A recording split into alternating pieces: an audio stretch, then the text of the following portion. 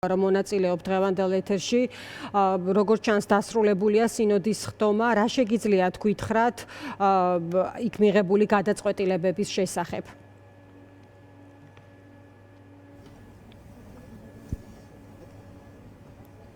თითოეულ დეტალზე იყო ძალიან მსჯელობა, სერიოზული, დასაბუთებული, მოკლედ გადაწყდა რომ კვირას უნდა დასაფლავდეს უწმინდესი და უნდა დასაფლავდეს სიონის ტაძარში, სხვადასხვა აზრიც იყო, მაგრამ მისი ბევრმა ადამიანმა დაადასტურა, რომ მისი სურვილი იყო, რომ სიონის ტაძარში დასაფლავებულიყო, პირადად მეც მისგან მაქვს მოსმენილი ეს სიონის ტაძარში რომ უნდა დასაფლავებულიყო და ამიტომ ეს იყო ორი მთავარი გადაწყვეტილება.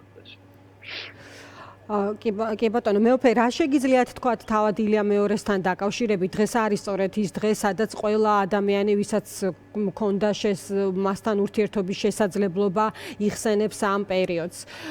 თქვენ რისი თქმა შეგიძლიათ? ჩვენ არაერთ ადამიანს ვესაუბრეთ, მის მკურნალ ექიმს, ისტორიკოსებს, ასევე სასულიერო პირებს, თქვენ რა სიტყვით იმგვარ, ასე ვთქვათ, ფაქტებზე, ამბებზე, რაც ამ დღეს არის, შეიძლება საინტერესო იყოს ჩვენი მაყურებლისთვის. მისი პიროვნების შეფასება ესე ძალიან ძნელია და ეს ერთ დღეში წარმოუდგენელია, ეს გაგრძელდება დიდხანს. და ალბათ ისტორია შეაფასებს მას როგორც პიროვნებას. მე პირადად მეჩვენება, რომ მთავარი ნიშანი მისი მოღვაწეობის იყო ის, რომ ის იყო ჩვენი დროის მოციქული. ანუ ესე იგი ეკლესიაში არსებობს ესეთი ტიტული მოციქულთა სწორი და მან ფაქტიურად მოციქულებრივი სამსახური აღასრულა 1977 წელს, როდესაც იგი წყევსთავარი გახდა ეკლესიის და უფრო ადრე კიდევ ბევრს მოღვაწეობდა მანამდე. მან ჩაიბარა ეკლესია ისრულებით მიტოვებული, დევნილი, დათრგუნული და ჩვენ დღეს ვხედავთ როგორი ეკლესია გვაქვს, როგორი საზოგადოება, როგორი დამოკიდებულება საზოგადოებაში პატრიარქის მიმართ. ეს არის მისი ქადაგების შედეგი და მე ერთ გარემოებას მინდა ხაზი გაუსვა, რომ აი თითოეულ თქვენც მოგმართავთ, ჩვენს მსმენელებსაც ყველას, აი თითოეულმა ადამიანმა თქვას, რას ნიშნავდა მისთვის პატრიარქი. ჩვენმა პატრიარქმა მოახერხა, რომ ყველა ადამიანთან შევიდა ურთიერთობაში. მიუხედავად აღსარებლობისა, მიუხედავად ეროვნებისა, ყველასთან, განსაკუთრებით ჩვენი ქვეყნის მოქალაქეებთან, ყველასათვის იყო საყვარელი პიროვანი. ყველასათვის საყვარელი პიროვნება და ამიტომ ეს იყო ჩვენი პატრიარქი. ალბათ ეს არის ყველაზე მთავარი დახასიათება და კიდევ ერთს ვიტყვი, ახლა თუ ეს სიტყვები ჟღერს, ის იყო ნამდვილი პატრიარქი. აი ისტორიულად რო გადავხედავთ, საქართველოს კათოლიკოს პატრიარქებს, მსოფლიო მართლმადიდებელ მღვდელმთავრებს, აი შეიძლება ითქვას, რომ ღირსეული ადგილი უკავია აი ამ რიგში. აი ამ რიგში უკავია ღირსეული ადგილი. მეუფე, ერთი კითხვა მექნება თქვენთან. ძალიან ბევრმა ადამიანმა დღეს ჩვენთან საუბრისას ახსენა და ხაზი გაუსვა ავტორიტეტს, რომელიც ჰქონდა ილია მეორეს. ანუ ამის ჩანაცვლება არის ფაქტობრივად შეუძლებელი. სწორედ ამაზე საუბრობდა მათი დიდი ნაწილი. აი თქვენ რისი თქმა შეგიძლიათ? აი ილია მეორე იყო პატრიარქი, რომელიც მის გარდა სხვა პატრიარქი არ ახსოვს, ხო? ამ ქვეყნის მოსახლეობის უმრავლესობას შეიძლება ითქვას. როგორ ფიქრობთ, აი რა იყო ამის საფუძველი და ამის განმაპირობებელი და ასევე კიდევ ერთი საკითხი, რასაც ჩვენი რესპონდენტები უსვამდნენ ხაზს, არის მისი უნარი გაერთიანების და კონსოლიდაციის, ხო, ამაზეც ბევრი ადამიანი ამახვილებს ყურადღებას. ეს სოციალურ ქსელში იქნება, პირად საუბარში თუ სატელევიზიო კომენტარებში. თქვენი შეფასება ამ მხრივ როგორია? მე ვფიქრობ, რომ შეიძლება არ არის სწორად დასმული საკითხი ესე, რომ თქვა ჩანაცვლება როგორ შეიძლება, რატომ უნდა ჩავანაცვლოთ.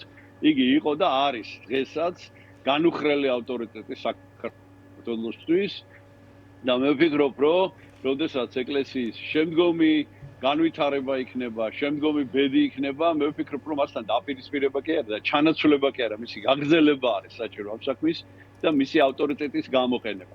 რაც შეეხება იმას, რასაც თქვენ ზანეთ, რომ რატო აქვს ეს ავტორიტეტი, აი სწორედ ამიტომ, რომ ის სულ იმას ჩვენს ამას გვეუბნებოდა, რომ ეცადეთ, რომ აი სულ უნდა ფიქრობდეთ, რომ ადამიანი როგორ გაახაროთ. და ის სულ ამაზე ფიქრობდა ნამდვილად აი როგორ გაეხარებინა ადამიანი და როგორ დახმარებოდა ადამიანს და სხვათა შორის ხშირად ისეთ ადამიანებს ეხმარებოდა, ის ჩემ თვალწინ ხდებოდა, რომელზეც აი არც მოგივიდოდა თავში აზრად, რომ აი დახმარება შეგეთავაზებინა და აღმოჩნდებოდა თქომე რომ ჭირდებოდათ. ბევრი ითხოვდა, ბევრი არ ითხოვდა, მაგრამ აი სულ მისი გონება აქეთკენ იყო მომართული. როგორ გაახაროს ადამიანი. ესე იცხოვრა 59 წელი პატრიარქობის და მანამდე კიდევ მთელი ცხოვრება ეკლესიას მიუძღვნა და ამან განაპირობა მისი ავტორიტეტი. თითქმის ნახევარი საუკუნე პატრიარქად, ხო, კათედრაზე. თითქმის კი არა ნახევარი საუკუნე. ხაი რას ნიშნავს ეს, როგორ ფიქრობთ, აი ეს კითხვაც არის დღეს აქტუალური. იცით რა, ეს კითხვა ამ კითხვის შეფასება ძალიან ძნელია, იმიტომ რომ ეს არის აბსოლუტურად უპრეცედენტო შემთხვევა მართლმადიდებელი ეკლესიის ისტორიაში, საერთოდ ქრისტიანული ეკლესიის ისტორიაში. პირველი იერარქი, ყოფილა ეპისკოპოსი 50 წელი, მაგრამ აი ესე პირველი იერარქი რომ 50 წელი ყოფილიყოს. ეხლა ესე იგი დეკემბერში გასრულდებოდა 59 წელი და დაიწყებოდა 50-ე, სულ რამდენიმე წუთში რა. ხო და ფაქტიურად ნახევარი საუკუნეა და ეს რას ნიშნავს? ამისი გააზრება ძალიან ძნელია. ამას დრო უნდა აუცილებლად. ეს არის უნიკალური შემთხვევა საერთოდ აი პირველი დღეებიდან მოყოლებული ეკლესიის. პირველი საუკუნიდან მოყოლებული ასეთი რამ არ მომხდარა საერთოდ. კი ბატონო. მეუფე, შემდგომ პერიოდს როგორ ხედავთ? დღეს გლოვის დღეა, ძალიან მნიშვნელოვანი რთული დღეა თითოეული მართლმადიდებელი ქრისტიანისთვის. მესმის, მაგრამ აი მაინც მინდა კითხოთ შემდგომ პერიოდზე. ჩვენ ვიცით, რომ არის შესაბამისი პროცედურები, რომელიც დაიწყება პატრიარქის გარდაცვალებიდან 40 დღის შემდეგ, არაუგვიანეს 2 თვემდე.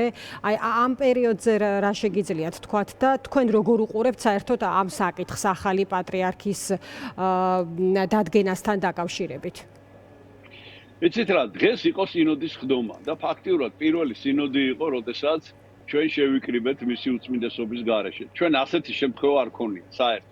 და მინდა გითხრათ, რომ ყველამ აღნიშნა, რომ საოცარი სიმშვიდით, საოცარი რაღაცნაირი ურთიერთსიყვარულით, ურთიერთპატივისცემით გაიმართა ეს ხდომა და აი ეს მე მაძლევს იმის დიდ იმედს, რომ ეხლა ვერაფერს ვერ ვიტყვი, რა თქმა უნდა და გავა ცოტა დრო და თუ ჩვენ ესე იგი მისი ერთგული შვილები ვართ, თუ ჩვენ მისი მოწაფეები ვართ, ასეთივე სიყვარულით გავაგრძელებთ ურთიერთობას.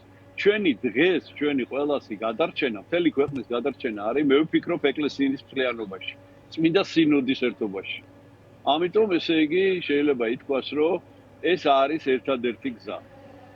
და მეუფე, აი როგორ ფიქრობთ, რას უნდა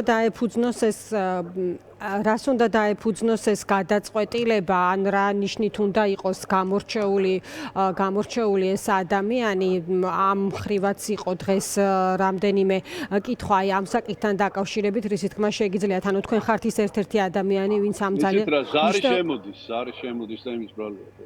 მეუფე, გესმით ჩემის ხმა? ჩვენ ვესაუბრებით მე მესმის. მეუფე ნიკოლოზ ფაჩუაშვილს, სწორედ ის პასუხობს ჩვენს კითხვებს, რამდენიმე წუთის წინ დასრულდა სინოდის ხდომა და მეუფესთან ვლაპარაკობთ როგორც სინოდზე განხილულ ხდომაზე, ასევე იმასთან დაკავშირებით, თუ აი რა მოლოდინია შემდგომ პერიოდთან დაკავშირებით. დავემშვიდობებით მეუფე ნიკოლოზს, მადლობას გადავუხდით კიდევ ერთხელ ჩართვისთვის. მეუფე